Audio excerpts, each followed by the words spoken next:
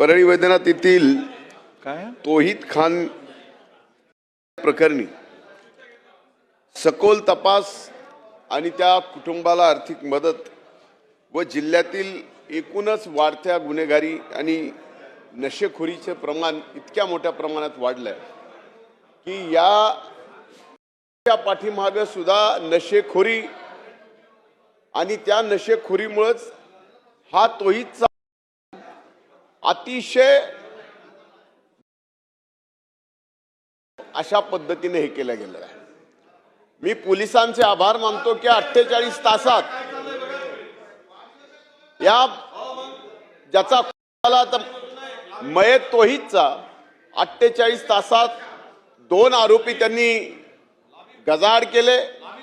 पण आजही सर्व समाजाची आणि त्या कुटुंबाची मागणी आहे की याची सखोल तपासणी करण्याची गरज आहे।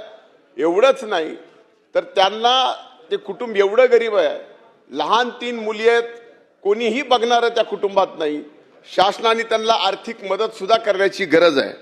अध्यक्ष महाराज, मी आपल्याला विनंती करतो की खरंच कायदा सुव्यवस्थेवर या सभागृहात चर्चा होतेच, पण आम्हाला सुद्धा एक परवानगी द्यावी की बीड जिल्ह्यातल्या सुद्धा कायदा आणि सुव्यवस्थेवर आज या ठिकाणी बोलण्याची गरज येणार आहे। म्हणून मी आज औचित्याचा मुद्दा उपस्थित करत असताना तौहीद खान आणि त्याच्या परिवाराला आजही वाटतं की काही याच्यात संशयी आहेत, ते पकडले गेलेले नाहीयेत आणि याच बरोबर ह्यांचा जो कर्ता कुणीतरी हे प्रकरण सगळं घडून आणलंय ते सुद्धा सापडला पाहिजे। या बाबतीत शासनाला आपण निर्देश द्यावेत आणि त्याचं निवेदन शासनाचं आज सभागृह संपेपर्यंत मिळावं। पत्रिक कामकाजाचा क्रम दिलेला आहे, त्याच्यामध्ये 3 आणि 4 आणि 5 आता औचित्याचे मुद्दे सुरू झालेले आहेत। परंतु मगाशी सन्माननीय सदस्य धनंजयजी मुंडे यांनी कुठल्या आयुधाच्या आधारे तो मुद्दा उपस्थित केला, त्याला परवानगी कशी मिळाली, हे जरा मला जाणून घ्यायचं आहे।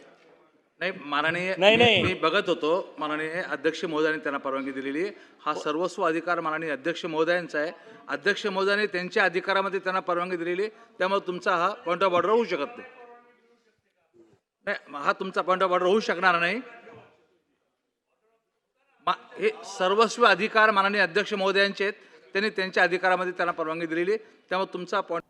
नमस्कार मंडळी, स्वागत आहे तुमचं मराठी एक्सप्रेस आपल्या लोकप्रिय चॅनलमध्ये। धनंजय मुंडे आणि साळुंके यांच्यामध्ये विधान भवनात जुंपलेली आहे। धनंजय मुंडे यांनी बीड जिल्ह्यामध्ये होणाऱ्या गँगवॉर तसेच बीड जिल्ह्यात वाढत असलेला क्राईम रेट याबद्दल सभागृहामध्ये आवाज उठवला आणि बीड जिल्ह्यामध्ये कशा पद्धतीनं गुन्हेगारी मोठ्या प्रमाणात फोफावत चाललेली आहे याबद्दल ते बोलले आणि त्यांना आमदार साळुंके यांनी कोणत्या आयुधाच्या अंतर्गत त्यांना ही परवानगी देण्यात आली असा सवाल या ठिकाणी उपस्थित केला। अध्यक्षांकडे हा सवाल उपस्थित केला।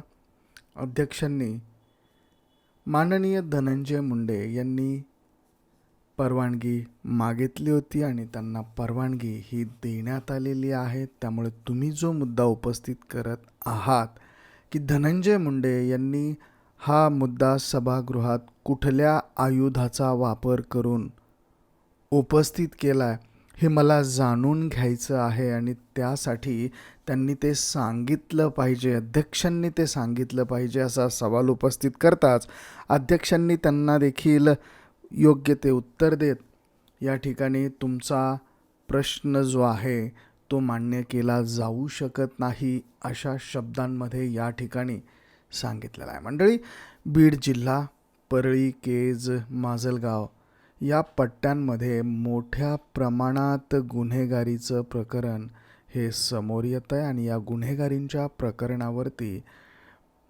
परळी विधानसभा मतदारसंघाचे आमदार धनंजय मुंडे आणि माजलगाव विधानसभा मतदारसंघाचे आमदार सोळंके यांच्यामध्ये मोठ्या प्रमाणात ही हमरीतुमरी शाब्दिक चकामक पाहायला मिळाली.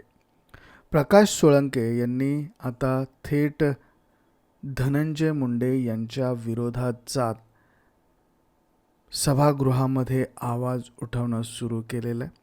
एकेकाळचे सहकारी असलेले प्रकाश सोळंके आणि धनंजय मुंडे हे आता एकमेकांच्या विरोधात उभे राहिल्याचं चित्र हे सध्या दिसून येत आहे. विधान भवनामध्ये देखील हे चित्र पाहायला मिळालं. प्रकाश सोळंके यांनी धनंजय मुंडे यांनी उपस्थित केलेल्या प्रश्नाला कुठल्या आयुधावरनं तुम्ही हा प्रश्न विधान भवनात उपस्थित केला असा सवाल केलेला आहे. बीड जिल्ह्यात वाढणारी गुन्हेगारी आणि त्या संदर्भाने या ठिकाणी ही चर्चा झाली. याबद्दल तुमचं मत काय, तुम्हाला काय वाटतं, कमेंटमध्ये नोंद करा. व्हिडिओ आवडला तर शेअर जरूर करा. धन्यवाद.